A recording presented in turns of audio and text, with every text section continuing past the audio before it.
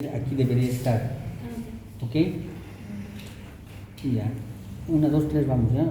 El hueso esfenoides es un hueso impar que se encuentra en la base del cráneo, inmediatamente por detrás del etmoides, por delante del occipital, por dentro de los dos temporales.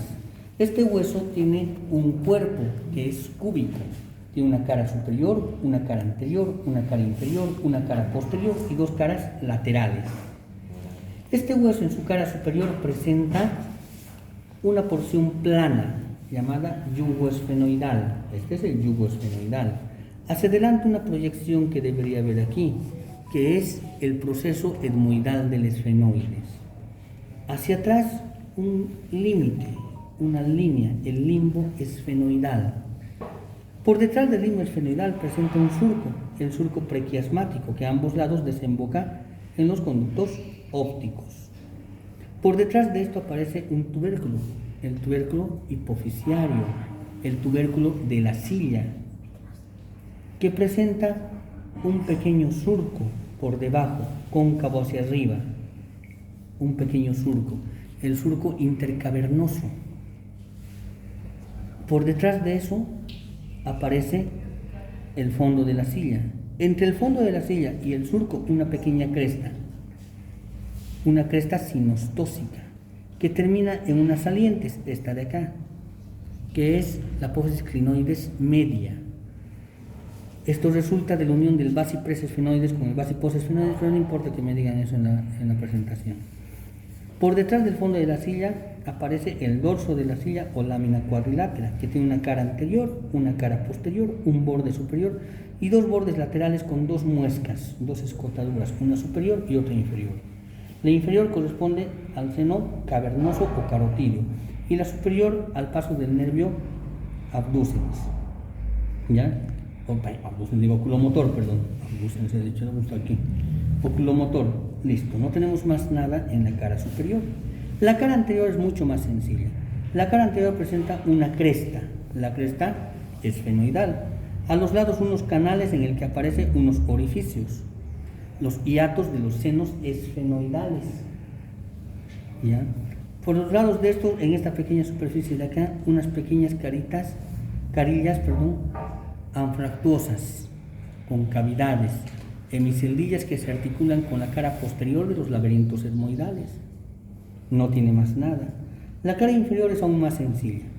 En la cara inferior presentamos una cresta, la cresta esfenoidal inferior, que en el lugar donde se encuentra con la cresta anterior forman un saliente, este de acá, que se conoce como pico del esfenoides, antes conocido como rostrum esfenoidalis. Pico del esfenoides, olviden lo que acabo de decir. No usen términos antiguos, ¿ya? Hacia los lados de la cresta aparecen unas superficies planas, triangulares, los cornetes esfenoidales de Bertin, cuyas partes laterales tienen estas porciones a manera de medias lunas, estas de acá. Se llaman apófisis vaginales.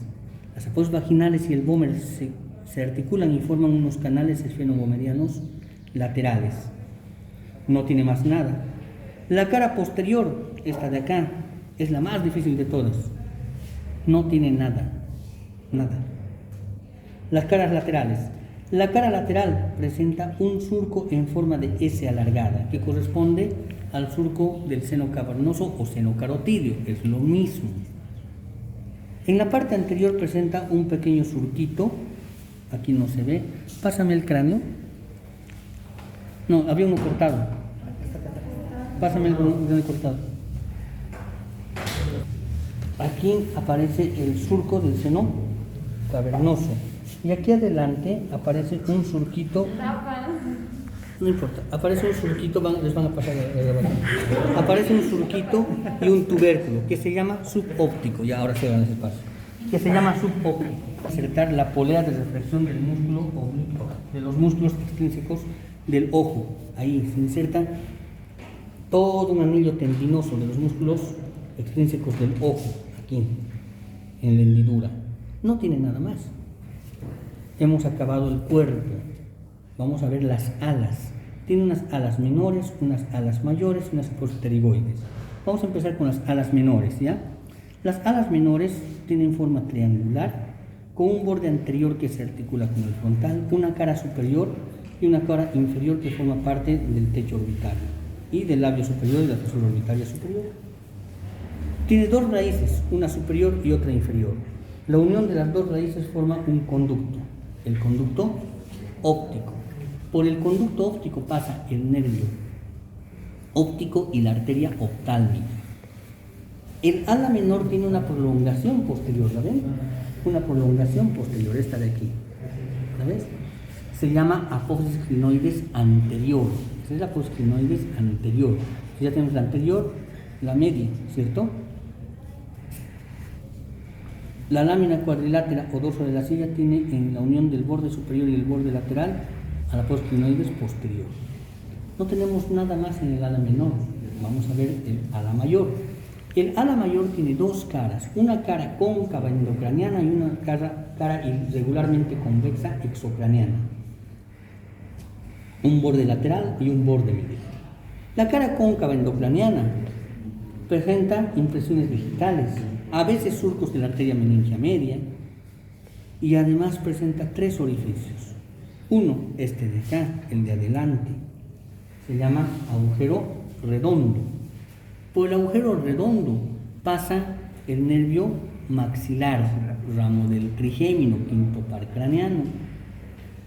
Además una venita emisaria. Hacia atrás pasa el agujero oval, aparece el agujero oval. Por el agujero oval pasa el nervio mandibular, también ramo del trigémino, ¿no? Una venita emisaria, un nervio recurrente.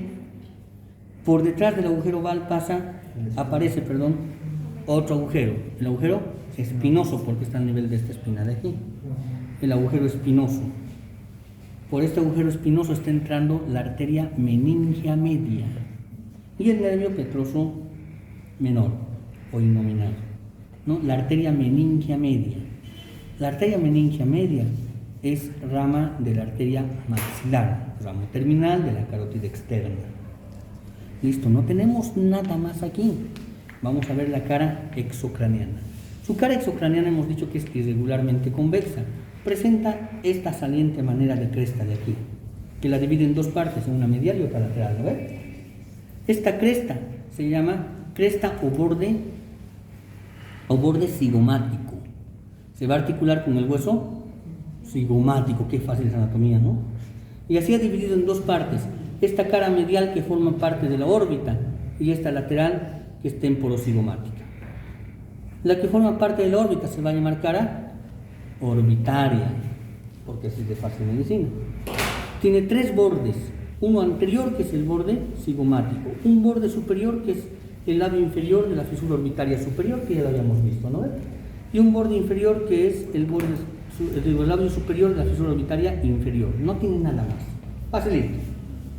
La cara temporocigomática tiene una porción temporal y otra cigomática, divididas por esta cresta, que se va a llamar subtemporal, y que termina en esta pequeña espina de acá, llamada subtemporal también. En la porción temporal se va a insertar el músculo temporal, así de fácil.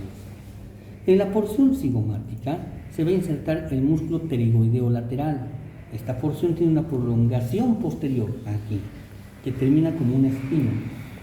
Es la espina del esfenoides.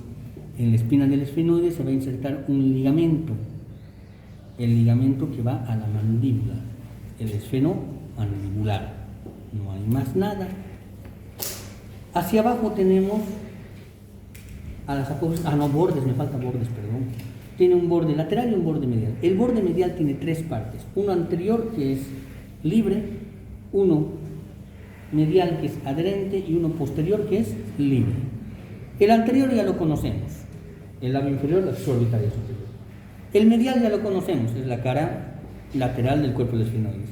El posterior presenta esta pequeña saliente de aquí, que está chiquita, es más grande, parece una lengüita, se llama língula del esfenoides, que va a dividir esto cuando se articule con el temporal, con el peñasco del temporal, un agujero rasgado, con una porción arterial y una porción nerviosa. Nada más tiene. Fácil, ¿no? Bueno, ahora sí. Borde lateral. El borde lateral tiene dos porciones, una superior en forma de triángulo. ¿Han visto este triángulo de aquí? un triángulo rugoso, que se articula con la superficie idéntica que tenía el frontal. ¿Se acuerdan que una superficie triangular esfenoidal? Pues esta tiene una superficie frontal, que se articula, ¿no? Ahí está. Y por último tiene una porción dentada, cóncava, que se articula con el temporal, con la escama del temporal. Se acabó ala mayor. Vamos a las pterigoides. Las pterigoides son estas dos de aquí.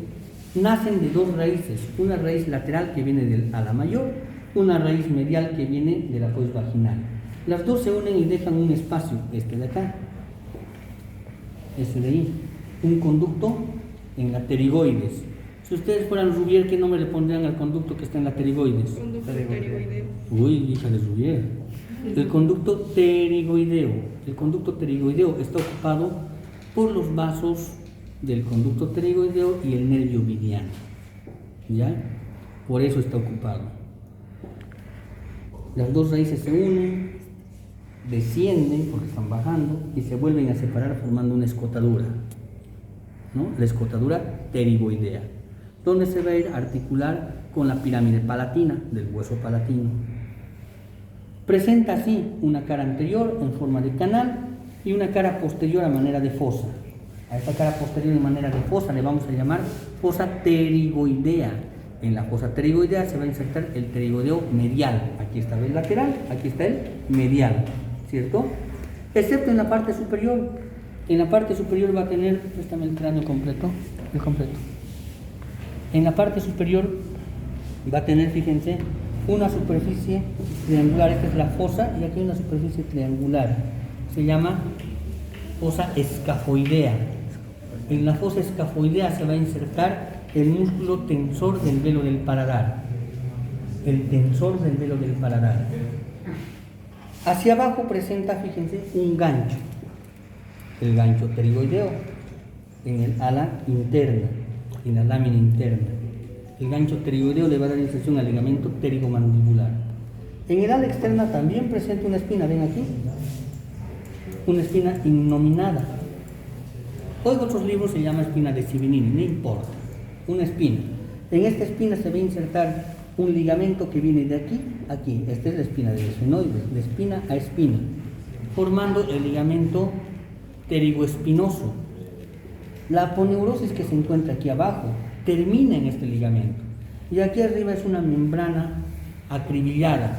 Se llama poro protafítico buccinador de Hertz. ¿Ya? Hasta ahí. Esfenoides hasta ahí. ¿De acuerdo? Está